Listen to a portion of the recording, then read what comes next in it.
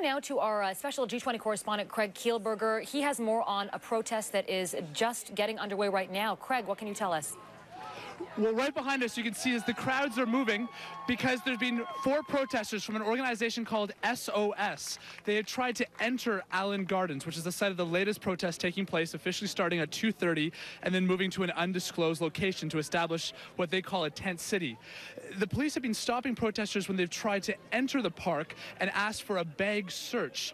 Our previous time we spoke to a young man, 21 years old, an American student named Clifford, who was denied entry. He consented to this and stepped off the park, but these 4 protesters on behalf of SOS refused the bag search. The police were then surrounded by a crowd chanting, "Let them in, whose park, our park," and various other type of initiatives. They've now been allowed in. The crowd started to get a little bit agitated. The police, in an attempt to calm them down, consented to allow them in. And they're now showing the media the fact that they had no items to be concerned of, that they were only carrying peaceful items in their backpack, and that the security measures were unnecessary. This has been a second confrontation we've seen in the past few minutes. A few moments ago, 2 individuals were taken by the police. Individuals chanted very loudly and stopped the police from being able to bring them out of the park again. The protesters in question are familiar to journalists and to the group here. In fact, you may recognize their faces from yesterday and the previous days, where they were involved in the march that took place here on Monday when they left ALLAN Gardens, marched to an Esso station, briefly occupied that Esso station before continuing on a march to Children's Aid Society. They were protesting, as they say, for environmental freedoms, protesting for workers and immigrant rights. These 3 individuals have been involved in a series of protests. The lead individual is a self-described protester. He said for the past 10 years he's been protesting. The gentleman who you can see in the hat has been involved in a series of protests both on provincial and on federal issues in the past. This is certainly going to be a very emotional march, a very passionate march. We'll be following it on every step of its journey. We'll be following it live in the coverage as they leave ALLAN Garden and make their way to that undisclosed location. The protesters have said they will not announce that location. They'll announce it, in fact, only literally minutes before via Twitter, again for fear as what they describe as police interference.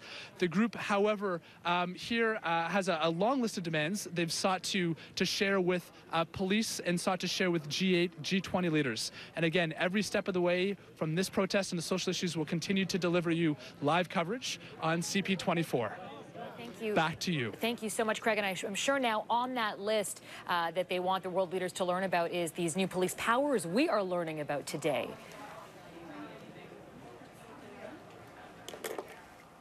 And we will check back with Craig in just a little bit. The summit is the topic of our CP24 web poll today. We want to know, have you been inconvenienced by the G8 and G20 now that it's started? But what we also want to know is if the police powers that we've learned about today, do you think the police have been given too much power during the G20 and G8? So stay with us. We're going to go back to Craig now. I hear we have him now. Craig Kielburger.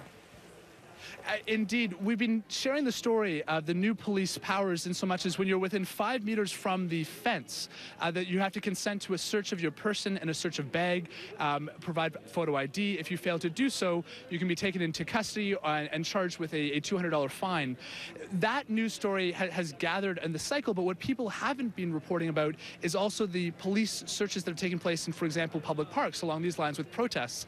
We've spoken to a number of individuals who have said that they were refused to provide their bag or their person to be searched, and they were denied entry into the park. And there seems to be an informal, almost double standard taking place, in so much as some activists have, who are a little bit older, an individual who was in her 60s shared with us that she had no problem walking in. She brought lawn chairs. She brought, she described a long staff that carried a flag, a banner that she was passionate about. Some of the younger people who have arrived, some of those individuals known to the police have particularly paid attention to, requesting to search their bags as a security precaution. The individuals who are here say that limits their ability to speak out publicly on issues that they care about.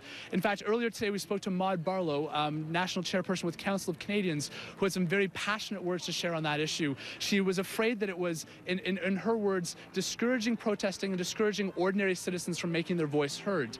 The police, of course, say that this is merely a precaution, that once they allow the search of your bag to take place, the search of your person to take place, they'll allow entry. It's a very complicated issue, of course, balancing democratic right to participate with the security of persons, security of buildings, security necessary to maintain the G20 and G8 summits.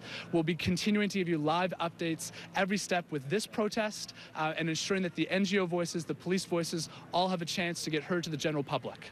Craig, I just want to get some clarification, Craig, on a point that you Please. brought up.